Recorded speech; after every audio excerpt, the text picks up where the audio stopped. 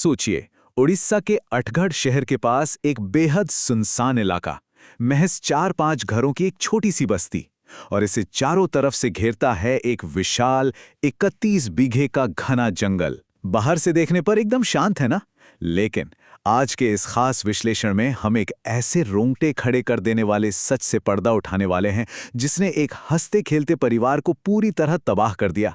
हम बात कर रहे हैं 85 साल पुराने एक बेहद खौफनाक पुश्तैनी समझौते की, जो इसी 31 बीघे के जंगल में कहीं गहराई तक दफन था।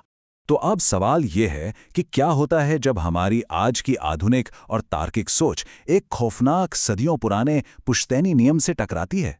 चलिए इस विश्लेषण में गहराई से उतरते हैं। हम देखेंगे कि जब किसी गांव की बेहद पुरानी और डरावनी मान्यताओं को नज़रअंदाज किया जाता है तो उसके नतीजे कितने भयानक हो सकते हैं।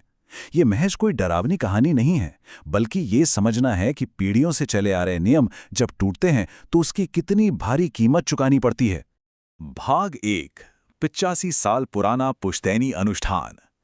कहानी शुरू होती है अटगढ़ शहर के पास बसे रोहित के पुश्तैनी घर से। ये जगह घने जंगल के बीचों बीच थी, बाहरी दुनिया से बिल्कुल कटी हुई। अब जरा इस अनुष्ठान के नियमों पर गौर कीजिएगा। ये बेहद अजीब और बहुत ही सटीक थे। परिवार के हर बेटे को अपनी शादी के ठीक 17 साल बाद अपनी पत्नी को लेकर इस गांव आना होता था। लेकिन सबसे खौफनाक शर्त क्या थी? शर्त ये थी कि उस समय पत्नी का ठीक 6 महीने की गर्भवती होना अनिवार्य था, बिल्कुल 6 महीने। और इसी अवस्था में उस जोड़े को गांव के मंदिर में जाकर एक विशेष पूजा करनी होती थी। ये कोई आम पूजा पाठ नहीं था, ये एक ऐसा सख्त नियम था जिसे इस परिवार की हर पीढ़ी बिना कोई सवाल किए बस निभाती आ रही थी। और बस यहीं से शुरू होता है असली टकराव। एक तरफ थे रोहित के पिता, जो एक रिटायर्ड नेवी अफसर थे, भुवनेश्वर में रहने वाले, एकदम तर्कशील और आधुनिक सोच वाले इंसान। ईश्वर पर उनका भरोसा जरूर था, लेकिन इन अजीबो गरीब अनुष्ठानों को वो महज एक अंधविश्वास मानते थे। और दूसरी तरफ थे गांव में रहने वाले उनके डरे सहमे रिश्तेदार, जो लगातार उनसे मिन्नतें कर रहे थे कि भाई इस पुश्तैनी परंपरा को मत तोड़ो। लेकिन रोहित के पिता ने साफ साफ इनकार कर दिया। भाग 2, पुश्तैनी परंपरा को तोड़ना। उनका यह सीधा इनकार और अनुष्ठान करने से पूरी तरह मुकर जाना इस पूरी घटना का सबसे अहम और खौफनाक मोड़ साबित हुआ। जरा सोचिए, नियम तोड़ने के महज 1.5 महीने बाद ही रोहित के दादाजी का अचानक निधन हो जाता है।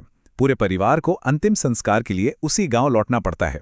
अब इस परिवार की एक और अजीब परंपरा थी।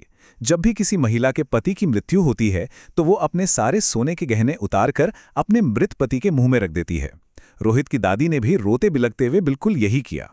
खैर, 13 दिन के अंतिम संस्कार के नियम पूरे हो गए, लेकिन जैसे ही रोहित के पिता परिवार को वापस ले जाने के लिए अपनी कार रिवर्स कर रहे थे, तभी कार के पहिए के नीचे आकर एक बिल्ली की कुचलकर मौत हो गई। भाग 3, अपशकुन और रात का खौफ। अब बिल्ली का मरना तो वैसे भी एक बहुत बड़ा अपशगुन माना जाता है ना? इसी वजह से उस रात उसी शापित घर में रुकने का फैसला परिवार की सबसे भयानक भूल साबित हुआ। जाहिर है उस रात किसी को नींद नहीं आ रही थी, सब डरे हुए थे। तभी अचानक छत के ऊपर से चूड़ियों के खनकने और घोड़ों के खुरों की तेज तेज आवाजें आने लगीं, और फिर घर के मेन दरवाजे को किसी ने बाहर से बहुत जोर जोर से पीटना शुरू कर दिया। जब रोहित के पिता हिम्मत करके नीचे दरवाजा खोलने गए तो बाहर कोई नहीं था, लेकिन वहां जो चीज मिली ना, उसने सभी के होश उड़ा दिए। चौखट पर वही सोने की बाली पड़ी थी जो दादी ने मृत दादाजी के मुंह में रखी थी। और यहीं पिता ने एक बहुत बड़ी जानलेवा गलती कर दी। दादी के लाख मना करने के बावजूद वो उस शापित बाली को उठाकर वापस घर के अंदर ले आए। अब कल्पना कीजिए, जब पिता नीचे दरवाजा खोलने गए थे तब ऊपर कमरे में रोहित की मां पसीने से लथपथ खौफ में जी रही थीं। उन्होंने साफ महसूस किया कि छत का दरवाजा खुला और कोई भारी कदमों से सीढ़ियों से नीचे उनके कमरे तक आया।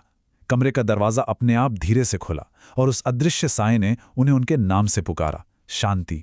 ये कोई वहम या भ्रम नहीं था, वो अनजान शक्ति अब पूरी तरह से घर के अंदर आ चुकी थी। भाग 4, श्राप का खौफनाक रूप। रात के 3:30 बज चुके थे और घर में एक और डरावनी घटना आकार ले रही थी। उस अनदेखी शक्ति ने अब अपना असली और सबसे भयानक रूप दिखाना शुरू कर दिया था। रोहित की चचेरी बहन ने सुना कि दादी के कमरे में कोई बहुत बड़े और भयानक दांतों से कुछ चबा रहा है। जब वो घबराकर देखने गई तो उसने अपनी आंखों के सामने जो देखा वो किसी बुरे सपने से कम नहीं था। एक विशाल काले साये को उसने दादी की गर्दन घोंटते हुए देखा। वो बेचारी इतनी डर गई कि करीब 1.5 घंटे तक अपनी जगह पर पत्थर की तरह जम गई, और जब तक बाकी परिवार वाले नीचे पहुंचे तब तक दादी की मौत हो चुकी थी। त्रासदी का ये दुष्चक्र यहीं नहीं रुका। दादी का अंतिम संस्कार किया गया, एक पुरोहित को भी बुलाया गया, लेकिन रोहित के पिता उस सोने की बाली वाली बात पुरोहित को बताना ही भूल गए। खैर, जब वो सब घर से भुवनेश्वर के लिए निकले तो उसी 31 बीघे वाले तिगरिया जंगल रोड पर उनकी कार का एक बहुत भयानक एक्सीडेंट हो गया। और सबसे ज्यादा चौंकाने वाली बात जानते हैं क्या है? उस समय भी वो शापित सोने की बाली रोहित के पिता की जेब में ही पड़ी थी। इस एक्सीडेंट ने उन्हें मजबूर कर दिया कि वो सब वापस उसी भूतिया घर में लौट आएं। वापस लौटने के बाद घबराए हुए परिवार ने हालात को शांत करने के लिए अगले दिन एक बहुत ही वरिष्ठ पुरोहित को बुलाया। उस पुरोहित ने घर में कदम रखते ही महसूस कर लिया कि ये घर इस समय पंचुका के प्रभाव में है। अब ये पंचुका क्या है? ज्योतिष शास्त्र में ये 5 दिनों का एक ऐसा बेहद अशुभ काल होता है जिसमें आसपास की बुरी शक्तियां अपने एकदम चरम पर होती हैं, बिल्कुल पीक पर। और तभी कुछ ऐसा हुआ जिसकी किसी ने सपने में भी कल्पना नहीं की थी। पूजा करते करते वो वरिष्ठ पुरोहित अचानक एकदम से रुक गया। उसकी पूरी आवाज बदल गई और उसने उड़िया भाषा में एक रोंगटे खड़े कर देने वाली धमकी दी, तमे मोरो पूजा कर लेनी, तामे मते सम्मान दे लेनी, मुंह तोरो बनसा नाश्ता करी देवी। जिसका मतलब है, तुमने मेरी पूजा नहीं की, तुमने मुझे सम्मान नहीं दिया, अब मैं तुम्हारे पूरे परिवार को खत्म कर दूंगा। ये बोलते ही वो पुरोहित झटके से होश में आया, घबराकर अपनी सारी पूजा की सामग्री समेटी और ये कहते हुए वहां से भाग गया कि ये शक्ति मेरे बस के बिल्कुल बाहर है। भाग 5, ब्रह्म राक्षस का सच। इस भयंकर तनाव के बीच पिता का घर से बाहर निकल जाना उस काली शक्ति के लिए अपना काम पूरा करने का आखिरी मौका साबित होता है। घर में रोहित की मां और बच्चे बिल्कुल अकेले थे। तभी अचानक उन्हें छत पर किसी के भारी कदमों से चलने की आवाज आती है। बहन को खिड़की के बाहर से पायल की छन छन सुनाई देने लगती है और फिर उनके कमरे के दरवाजे पर दस्तक होती है।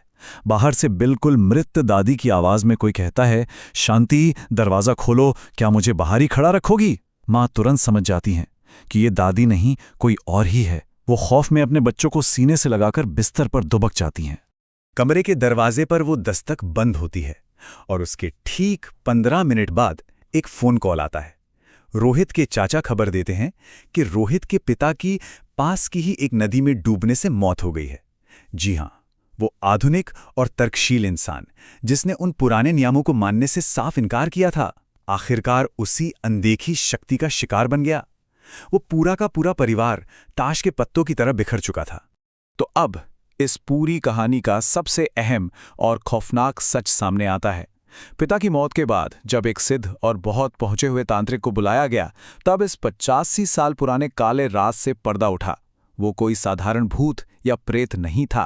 रोहित के परदादाओं ने कई पीढ़ियों पहले अपनी संपत्ति और सफलता को बनाए रखने के लिए एक ब्रह्म राक्षस को अपने परिवार का मुखिया नियुक्त किया था। उन्होंने इस बेहद शक्तिशाली राक्षसी आत्मा के साथ एक खौफनाक सौदा किया था। और उस सौदे की भयानक सच्चाई क्या थी? सच्चाई ये थी कि ब्रह्मराक्षस ने उस परिवार को अपार धन दौलत तो दी, लेकिन उसके बदले में उसने हर 17 साल पर एक ऐसा बलिदान मांगा जिसे सुनकर किसी की भी रूह कांप जाए। याद है वो नियम? पूजा के समय महिला का ठीक 6 महीने की गर्भवती होना इसलिए जरूरी था क्योंकि ठीक पूजा के दौरान वो ब्रह्मराक्षस उस महिला के गर्भ में पल रहे उस अजन्मे बच्चे की बलि लेता था। अब आप सोच रहे होंगे कि ब्रह्म राक्षस ने दादी की हत्या क्यों की। तांत्रिक ने बताया कि दादी इस भयानक सौदे का पूरा सच जानती थी, लेकिन एक मां होने के नाते वो कभी नहीं चाहती थी कि उनके बेटे का होने वाला बच्चा इस बलि का शिकार बने। इसलिए उन्होंने ये बात हमेशा अपने बेटे से छुपा कर रखी। ब्रह्म राक्षस ने उस रात दादी को इसी बात की सजा दी थी, क्योंकि उसे पता था कि अगर पिता को यह सच मालूम होता तो शायद वो अपने बच्चों को बचाने के लिए सही वो पूजा कर लेते। भाग 6, मंत्रों का बंधन। इस झकझोर देने वाले सच का पता चलने के बाद अब परिवार को किसी भी तरह इस श्राप को शांत करने का रास्ता खोजना ही था। और आज की स्थिति कुछ ऐसी है। एक बेहद शक्तिशाली तांत्रिक की मदद से उस घर और उस पूरे 31 बीघे के जंगल को मंत्रों से बांध दिया गया है। परिवार अब जब भी वहां जाता है वो शारीरिक रूप से बिल्कुल सुरक्षित रहता है। वो ब्रह्म राक्षस अब उन्हें कोई नुकसान नहीं पहुंचा सकता। लेकिन वो साया पूरी तरह से गया नहीं है। वो आज भी उसी जंगल और उसी घर में कैद है और लगातार किसी न किसी रूप में परिवार को अपनी उस खौफनाक मौजूदगी का एहसास कराता ही रहता है। और इसी के साथ अंत में एक बहुत बड़ा सवाल खड़ा होता है। क्या मंत्रों की एक दीवार एक ब्रह्म राक्षस और इंसानों के बीच हुए इतने गहरे और खौफनाक समझौते को हमेशा के लिए रोक सकती है, या फिर उस 31 बीघे के शांत जंगल में वो साया आज भी महज 17 साल के एक और चक्र के पूरे होने का चुपचाप इंतजार कर रहा है? आज की इस चर्चा में हमने देखा कि कैसे अतीत के कुछ राज इतने गहरे और खौफनाक होते हैं कि विज्ञान और आधुनिक सोच भी उनके आगे बेबस नजर आते हैं। खैर, ऐसे ही दिलचस्प और ज्ञानवर्धक विश्लेषणों के लिए हमारे साथ जुड़े रहें।